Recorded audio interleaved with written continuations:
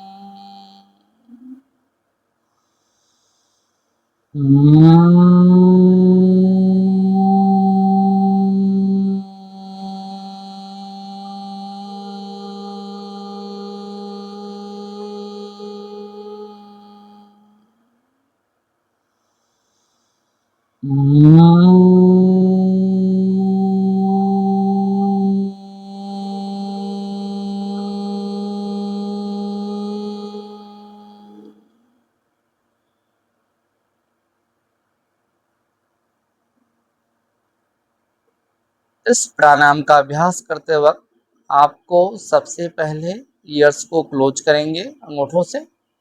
उसके बाद आपको लंबी गहरी श्वास लेके ओम का उच्चारण करना है या गुंजन करेंगे। लिप्स ज़्यादा ओपन ना हो, जिस तरह से आपने अभी देखा। अभ्यास को इसी तरह से करना है आपको। ध्यान रखने वाली बात है, जिनको अनिद्रा की दिक्कत हो, नींद ना आती हो रात में, वह यह अभ्यास करेंगे तो समस्या में सुधार होगा और आपको नींद आनी शुरू हो जाएगी कुछ समय के अभ्यास से। कई बार सामान्य रूप से जिनको समस्या कम होती है, कुछ समय ही अभ्यास करेंगे, 10, 15, 20 राउंड करने से ही आपको नींद आना शुरू हो जाता है।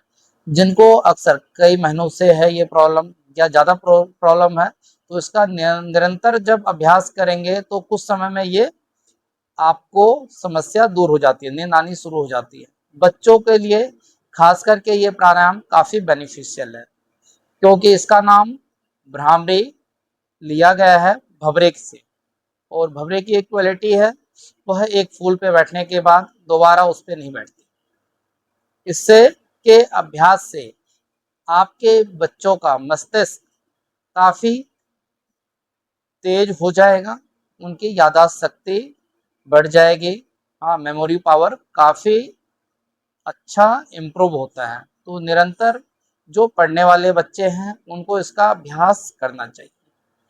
जिनको हाई ब्लड प्रेशर की प्रॉब्लम होती है, जिनको खराटे आते हैं रात में सोते वक्त, आवाज़ बहुत तेज, जो आसपास होने वाले भी डिस्टर्ब होते हैं कई बार, उनको भी बेसिकली अच्छा नहीं लगता।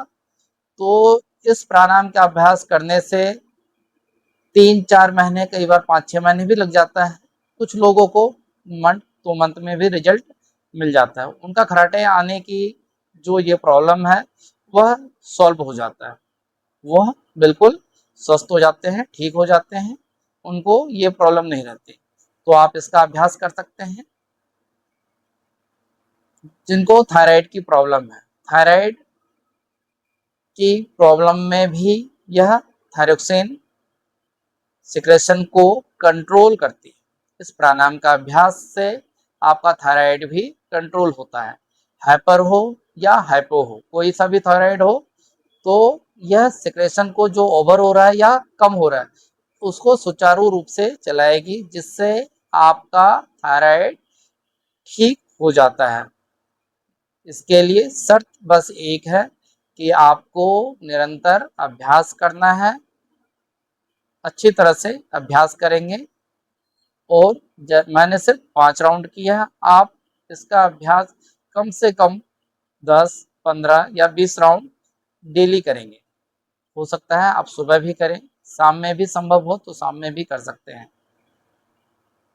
बस आप खाली पेट हो, 3-4 घंटे का गैप हो खाने का, तो उचित यही रहेगा कि आप सुबह करें इसका अभ्यास। आपकी कमर बिल्कुल सीधी हो और ईयर्स क्लोज हो।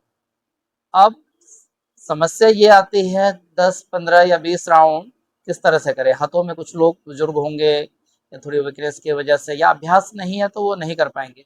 तो इसका एक अल्टरनेटिव और है, आप चाहो तो फर्स्ट फिंगर के टिप को ईयर कैप पे इस तरह से लगा के पुश कर सकते हैं और ईयर्स को क्लोज कर देंगे। हाथ नीचे है तो आप इस अभ्यास को ज़्यादा समय तक कर सकते हैं।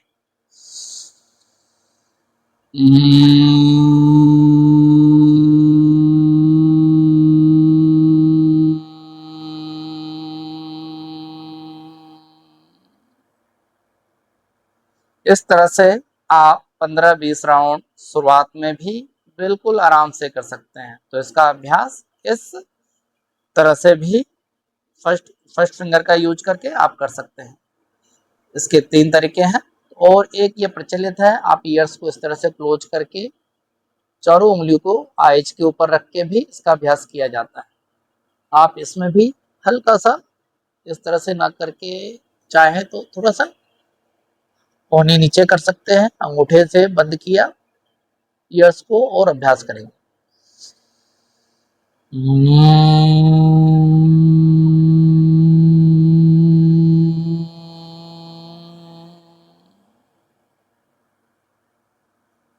नमस्कार।